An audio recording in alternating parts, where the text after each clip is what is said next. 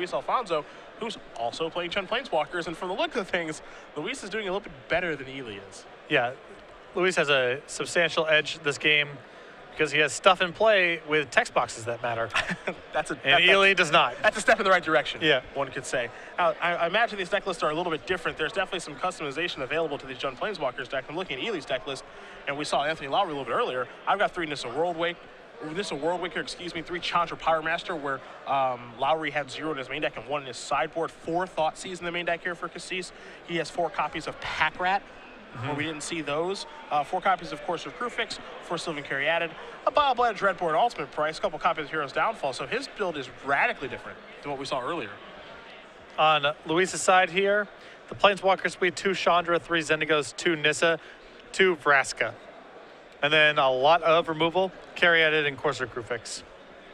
Yeah, those are the 2 cards that really kind of tie the room together, Carry-Added and Courser. Yeah, Elvish Mystic is optional, whether or not you want to go that far down the main acceleration road.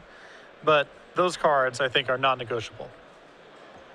So another Satyr token is going to come in, and it's time to do some attacking here for Alfonso. You see Kassis is going to do some blocking, but it looks like 6 points of damage is going to come through. Kassis is going to go down 12. You have to imagine he's looking for a card like Mizzium Mortars to catch himself back up. He hasn't found one, so we're going to play a 3rd game here between Kassis and Alfonso, Chun Planeswalker's Mirror.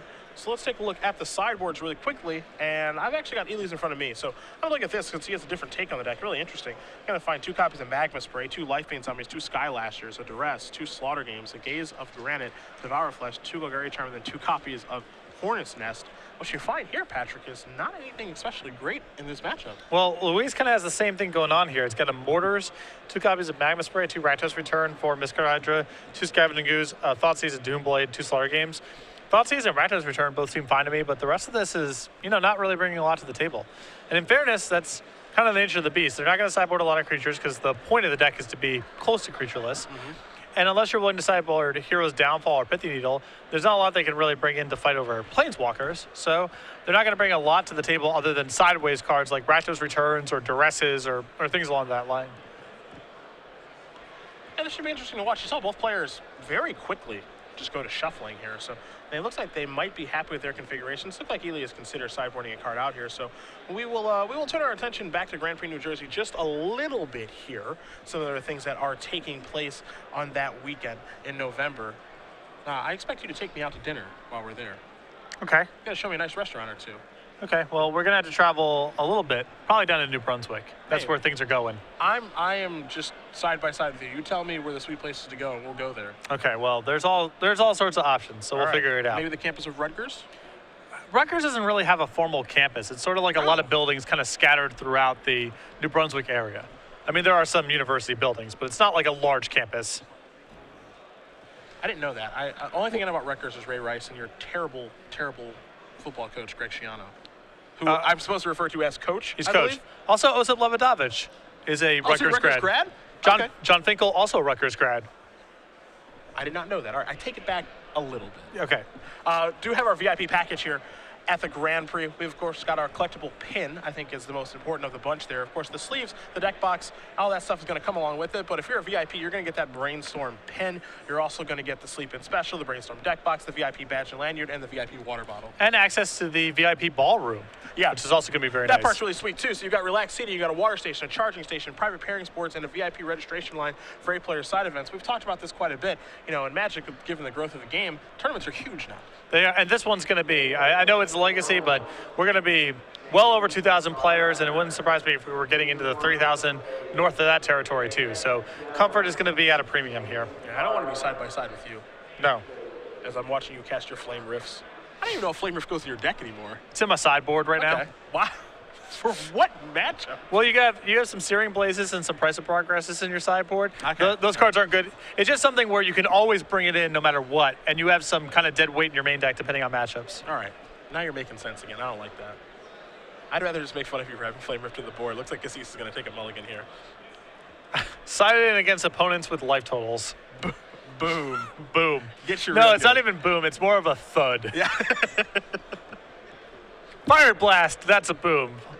Flame Rift is a thud. Yeah, we both take 4. I don't care. Yeah. This is what I'm here to do. Yeah. I like that card. It's just really just sets the table.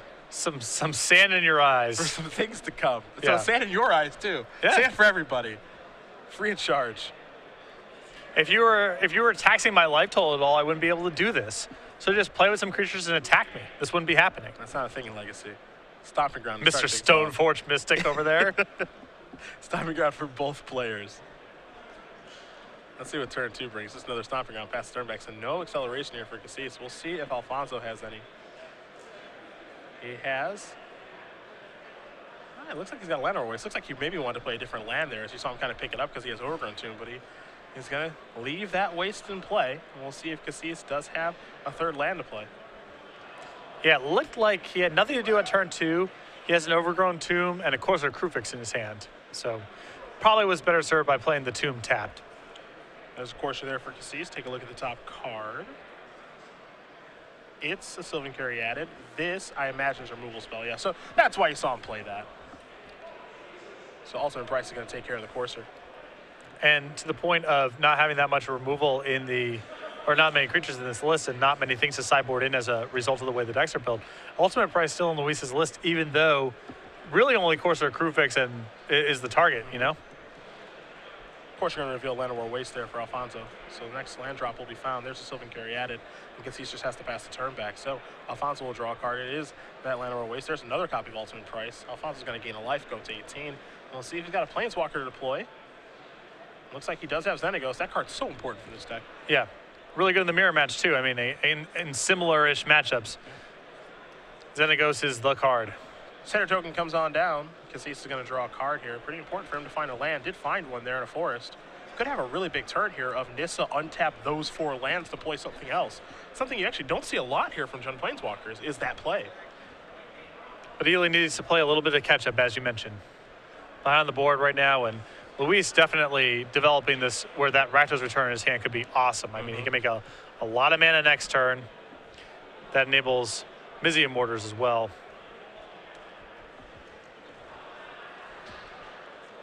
Well, there's a Chandra. It's going to go up to 5. Take down Xenagos just a touch. And it looks like Kassis is trying to set up for a better turn while still being able to protect his Chandra. Yeah. Because if a Satyr token comes in, for example, it can go down to 1, but he'll still have it the next turn. The issue here is this Rakdos Return in Luis's hand might be for it all. Yep, and that's for a whole bunch, as Xenagos did go up. So that means 4 damage, and there goes a Planeswalker. And you can see the power of Rakdos Return in this matchup. It is huge. Yep. I mean, both decks can generate a lot of mana. It's awesome at fighting over Planeswalkers. Yep. It's very well suited to this matchup. And now the Corsair advantage is going to start to take over here for Alfonso. He's going to make sure that he's always drawing some solid cards. He's got another copy of Rakdos Return in his hand. He also has a Nissa in the grip as well. Going to make a Satyr token. Going to come across here for 6. Only 4 is going to get through. Now there's a Devour Flesh. So away goes a Satyr token. Alfonso will gain a little bit of life in that exchange. And Alfonso also does have a Nissa to follow up with. We'll see if that's what he's going to deploy, as you see 5 mana being tapped. And that's exactly what's going to happen. So Nissa World Waker will come down. Elevator's going to go up. And now it looks like Land of War Waste is going to become a 4/4 creature. We can't forget it's a 4/4 elemental with trample, and Kassis is going to draw 1 more card and concede the game. So Luis Alfonso, off the back of a very timely Rakdos Return, is going to get the job done here. Moves on to 5-1 with Jund Planeswalkers. Yeah, Ili Mulligan and